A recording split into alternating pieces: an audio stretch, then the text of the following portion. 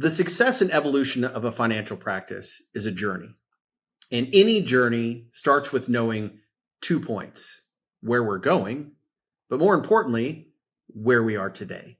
Too often we focus so much time and effort and energy on the destination, but forget to understand clearly where we are today, which can have as big of an impact on the success and outcome of the journey.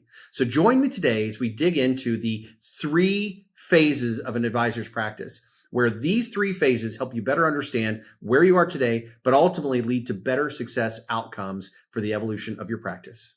Let's get started. This is The Rare Advisor, a show for financial advisors who want to build and grow their practice through the use of a business model supercharged by recurring and repeatable events. The Rare Advisor is brought to you by the Advisor Protocol Consulting Team at USA Financial.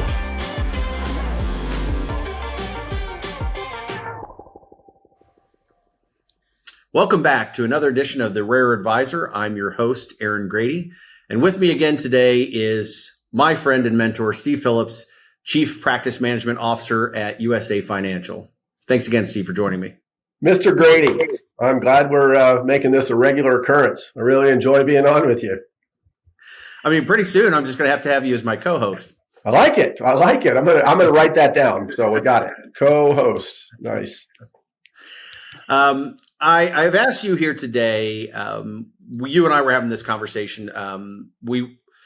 The idea of helping advisors get a better sense of where are they going in their practice, and you and I were in a room of advisors the other day, and we were having this conversation, and I love how you approach this with advisors. And I know you always, you create the analogy of, starting with the end in mind and charting a journey and a trip. And with any trip or any journey that you're going to take, you have to start with 2 points. Yeah. Where are you going? So start with the end in mind, and where are you today? And what you've revealed to me and to these advisors quite often is most advisors sometimes struggle to put their finger on, well, where am I at today? Where am I at in my practice? And you've come up with a very interesting take on how to help advisors actualize or visualize the state of their practice today. And you've done it through the lens of what you've deemed the 3 phases. So the 3 phases of an advisor's practice. And so I've asked you here today to share a little bit about that. And let's have a conversation, because I think our viewers would really find value in this to better help them understand. Again, knowing where you're going is important, but knowing where you're at is probably just as important. Yeah. And thanks for that. First of all, you give me a lot of credit. You remember that I think it was a collaborative between you and me and another one of our colleagues when we were trying to put all this together. The whole idea of beginning with the end in mind certainly is important, something we all believe in when working with advisors, and a big part of our practice management approach and protocol. And I agree with the starting point and the ending point. I think what the 3 of us found out as we were looking at this, and I think this probably goes back 7, 8 years, maybe, kind of as we were coming out of our former lives elsewhere and trying to figure out where our advisors, there is a beginning point and there is an ending point. But I think what we realized is that there are some things that are happening in between. And so we really have to help. And advisors don't always know what those things, they don't know how to describe it. And so it helps that we kind of built this framework together.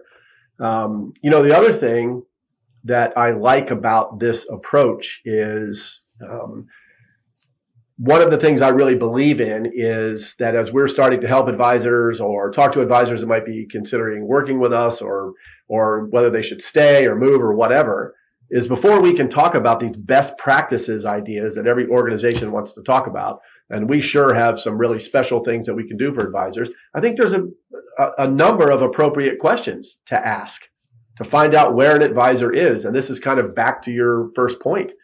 Those 3 phases, and we call them generally growth, expansion, and legacy. In those 3 phases, if you ask an advisor where he or she finds themselves, and I know we're going to jump into it a little bit, then I think that they have to sort of go, wow, that's a pointed question. Where do I see this practice? I do have the end in mind, but in order to get there, help me understand what I'm going through now. So that's kind of how we came up with that. And I think that between me and you and Matt back in the day, we were talking about, I don't know how many hundreds of advisors, agents, and thousands maybe that we had worked with. And this idea of where could a practice possibly live at any given time on its own journey to evolution. I think that's the word that we use, the evolution of a practice. And those were the three phases that we came up with. And before I kick it back to you, one of the things that we find when we're doing our events and we're talking to advisors is, I don't know that we have all the answers. So the question we've asked advisors is, hey, do you think that there's a fourth phase? Is there something that you are experiencing now with your team or something that you're anticipating that should be slotted in here?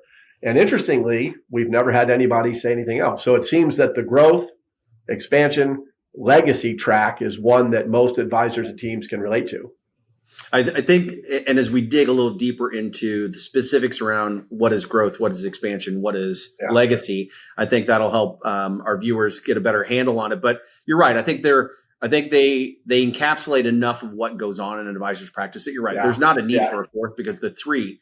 What I will also say to Steve too, and you mentioned this, and I alluded to it earlier, is when we start coaching with an advisory team, the idea of, hey, where does any organization or coach, well, where are we going to take you? Where do you want to go? I want to grow my practice.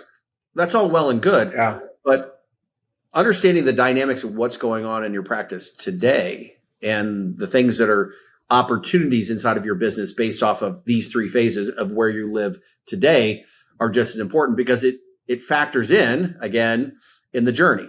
And so I love this conversation. I love that this is part of where we start. So let's jump into, let's get into some specifics about these three phases. And that's important. One other quick comment is that if you were to ask advisors, this is the thing that I thought was so important about as we came up with these three phases. If we didn't mention three phases or sort of give a suggestion of a track, I think you just mentioned it. If you ask an advisor, where do you think you are? It's always like, oh, we're growing, we're expanding, or we're trying to move down the road, or all the different ways that they could say the same thing without realizing that, to your point too, some of these things overlap. So if you started with growth, that would be an obvious thing, perhaps the start of a practice. I'm acquiring new clients. I'm acquiring assets. I'm trying to figure out how do I get the best return on marketing and client acquisition programs, that type of thing. Now, while we sort of call that the first phase, it's likely the phase that really never ends. It never goes out of style. I think that with all the coaching that you have done and all the consulting that you have done, I don't think any practice goes, hey, Aaron, we're good, man. No more new clients for us. No more new assets for us. So, but it does give teams an idea that this is the starting point. Obviously, you're not going to build a practice without new clients and new assets. And so while that's the first of the three phases, it really does overlap. And so I don't know, before I get into it, if you have a comment about growth and what you see as you're working with teams. I would agree with you. I think you're right. I think for most advisors, I think, as you said it, growth never goes out of style. Acquiring new assets, acquiring new households or new clients is something that is foundational to any organization. Yeah. But eventually, you're right, it does start taking somewhat of a backseat. But how people acquire is part of that equation as well, because as the practice evolves, how they go about acquiring new assets, new clients changes. And so understanding as an element of growth, how that applies as well, which kind of factors into some of these other phases, I think is very, very important. That's a really, really good point that I don't think that I've ever really thought of, because I've always used the idea that growth never goes out of style, but you're so right.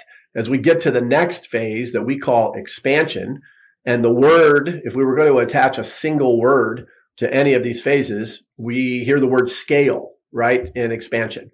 Now, we would define expansion as, well, first of all, we know that probably 90% of the teams, advisors that we come across are in this category. That's where they find themselves.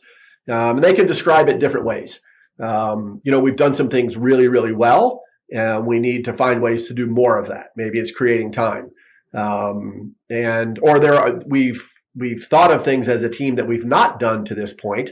And to your point is that we need to have new methods to acquire new clients and all that kind of stuff. So we see a lot of focus on developing duplicatable processes, creating efficiencies. Every team describes scale a little bit differently. Some of them really focus on client acquisition, even in the expansion phase. Others will tell us, oh, it's all about team. I need the next advisor. We're growing like that. I have to focus on maybe a next gen coming up behind me. Maybe it is a key admin person so that the rainmakers can continue to do their thing. So the scale and the expansion really takes on a number of different facets depending on where the team is.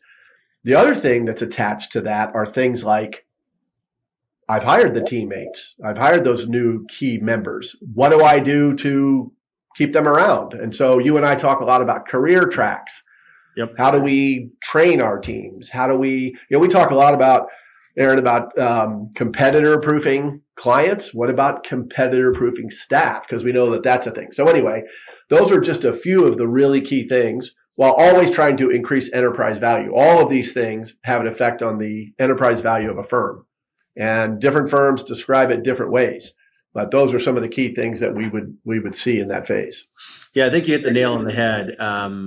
Probably 90 to 95% of the teams, when we engage with them for coaching and consulting, this is where they are living. Yeah. And as you said, growth layers in, right? And, it doesn't go out of style. It's part of this. But expansion, the idea of scaling the business, and maybe adding that next storefront. Maybe I got to add another office, systems and processes, running a business like a business, creating a meeting structure for my team to better engage with them and keep them involved. And, the team retention is such a big topic. We know that, one of the analogies we keep telling advisors is don't be the farm system for somebody else. Yes. So expansion, I think, is critical, and it is foundational to the success and succession of a practice. There's the key. So I love these conversations with you because even though you and I, we both know what we want to talk about, and these are things that we have been sharing with teams for years, there's always some little piece that you drop in there that I don't think of. And without saying it, I think what you sort of brought to my mind was so many advisors, and I think this is where they get tripped up. They go from growth to legacy. So, how many advisors have we run across like, I'm out of time, I don't know what to do? Or, I think that they don't take the breath, like there's still a lot of years in front of us. And your other point was correct here too, is that there's an opportunity to change the client and asset acquisition mode, if you will. Maybe it's ideal clients at this point, which does what? That follows client classification and the service matrix and all those things. So I think that advisors go, oh, we've grown it. It's a pretty good thing. Maybe we ought to look now. Are we going to sell it? Are we going to? So the idea and some of the things that you mentioned that happen in expansion is so important because there is no going from growth to legacy. Somewhere in there, however you describe it, however big the team is, however small the team is, something has to happen in expansion to get you there. I love it. And you're absolutely right. We've seen some teams try to go from growth to legacy, and they have. Oftentimes they stumble into it and it sneaks up on them. Shocking surprise. Hey, I'm ready to retire. And most advisors don't get max value for their practice. They don't realize the saying that we're always saying, it's the value of your life's work, right? And that is such a key phrase, man, your life's work. And for so many advisors, that is what it is. Here's the other thing that I might mention about expansion before we finish it up and talk about legacy is that I think we could say that expansion is actually really what gets a team ready for a good legacy, a good summation of your life's work. Now, it might be several years and should be probably several years down the road, but it's that conversation around what do we need to do in this second of three phases to get us ready for whatever it might be. So that's why jumping from growth to legacy, we know doesn't work, because expansion gets you down the road to legacy. So talk about legacy. So we've danced around it a little bit. So Yeah. It's kind of an interesting thing, and it's really become, and there's a few people in our office here that love to, I get to be the oldest guy in the office, by the way, right now. So I'm like the example of what's going on after you spend 35 years in the industry. But what's happening is a lot of advisors that have 30, 35 years in the industry are suddenly on the doorstep of legacy and are thinking, there's a lot of things here. We've seen health issues drive advisors to think, I need to make a decision really quick, or I want to hand it down to my family. We have some of those things going on. Or have I built something nice that would be acquired? And so all of those things, and they seem to be happening in this demographic. After you've built something, a few advisors, I think, can build something really cool and really valuable in 10 years. Not the model that we see. It's typically 25, 30, 35 years, whatever. And the big thing I would say about legacy, and I think that you would agree with this, the big mistake that so many teams make is they get too close before they start thinking about it. Yep. And I think that you and I, over years of discussion and working with teams, is if you're 5 years within 5 years, which seems like a long time, but it's not. If you're within 5 years of saying, I'm good, I'm selling it, I'm handing it over to my son or my daughter or whatever, or a team member that wants to buy it. If you've not thought about that, you're too close. Because here's the thing that we think about is, how do you want this thing to be? Are you selling the book? Are you selling the practice? There's a lot of things that we do now to help advisors try to determine which is the best way to realize this legacy. Oftentimes, it includes a person, doesn't it? And I think that advisors go, I've got my person in place right now, and we're good, without realizing that legacy has to include the clients. What do the clients think? I've been working with you, Aaron, for 37 years. And I know this young person that you've brought up, but I don't work with them directly. And they're younger than I am. Why would I? So there's all of these things that have to happen over time that really, and you and I have said, every single process that goes on in any of the three phases has to be about the clients. Absolutely. And legacy is no exception. Because oftentimes, if you're selling a book or whatever, how many of your key clients stay? Retaining the assets, retaining the key clients is a big part of the success of the transition or the merger, the acquisition, or whatever it is. So all of that planning, how do I continue to increase enterprise value? How do I really polish up the processes that we've put in place during the expansion phase and so on? And I know you have other comments there. And I'd love to hear those before we wrap up, but I think you would agree. If you're within 5 years and haven't thought about it, boy, you're a little bit behind the eight ball. Yeah, I agree. I think sometimes advisors, I use the term, it sneaks up on them. I think you could say short-sighted. It's really easy. As part of what we do, we talk to advisors all the time that they spend so much time working in the business that they forget to work on the business. Yeah. And planning for a succession of some form, or their legacy, I think, is something that oftentimes it's the whole adage, cobbler's kids have no shoes. Right. They spend all their time helping their clients prepare for what comes next, that oftentimes they forget to prepare themselves. What I do love about the legacy element, because we used to call it succession, and we changed it to legacy because succession I think it kind of narrowed it too much. And legacy speaks to something a little broader, because it's not always selling the business and moving on, or turning over the keys to a younger generation. Sometimes it's selling part of the business. Sometimes it's becoming an investor in your own practice. We see some advisors now who are they're putting in place through expansion the team, the tools, the systems and processes to where they can still own it, but they're not responsible for day-to-day operational responsibility. So, legacy is really about what becomes of your life's work. What have you built? And there's a unique opportunity there. No, one more great point that you just made. Think of a couple of advisor teams that we have right now. One of them's a family business. And so the whole idea of this, how does this legacy kind of play out, and having your person and grooming the person into that. And I wouldn't say that this particular advisor has been forced to extend. I think that he's found a way to have some new energy as he is bringing up this next generation that he has in his practice. And so it's kind of extended, this horizon for him. And that's really a good thing. I think that a lot of these, here's the other thing too. And as the requisite old guy at USA, this is what I believe. And here's your little bingo card, because human nature component is what I'm going to say here. It's like anything else in your life. I think what's happened to a lot of these advisors is time starts to speed up. I'm 15 years out. I'm 10 years out. It's like when you're raising your kids, all of a sudden, bam, overnight, they're grown up and they're out of the house.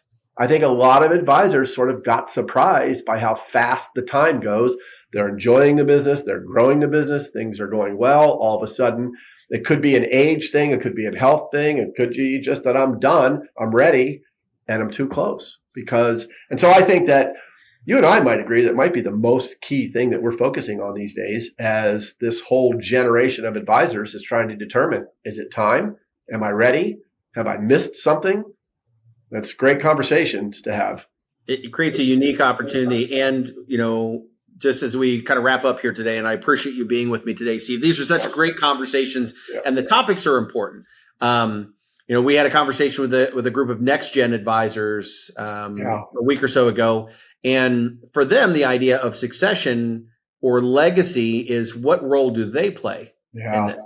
But they're also living in the expansion element of it, because as these young advisors come up in the industry and as the older generation ages out, there's an opportunity to expand your practice through acquisition, through acquiring someone who's in a legacy, and how these all interlock and these interlocking conversations. It just creates a unique opportunity that we're living in today because of where the industry is. But I think these are conversations that need to be had.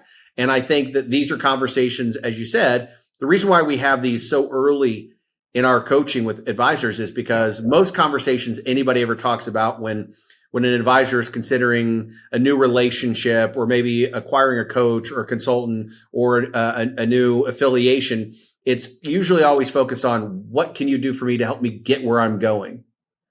But often they lose sight of, well, we need to understand where you are first. Right. And, charting any course always starts with 2 points. Where are you going? And where are you today? So thank you again so much, Steve. This is a great conversation. I hope our advisors and our listeners get as much out of it as we do. If you like what you heard today, definitely remember to like and subscribe. And as it's always been said, when the why is clear, the how becomes easy. So never lose sight of your why. This information is for licensed financial professionals only and is not intended for use in soliciting sales from the public. The views expressed represent the opinions of the presenter or their featured guest, not necessarily those of USA Financial or its affiliated subsidiaries. Industry references are generic and not intended to represent actions or beliefs of any individual or entity. Content is only presented to illustrate general principles, beliefs, or ideas and should not be construed as legal or regulatory advice. Trademark and copyright protected. USA Financial and Affiliates.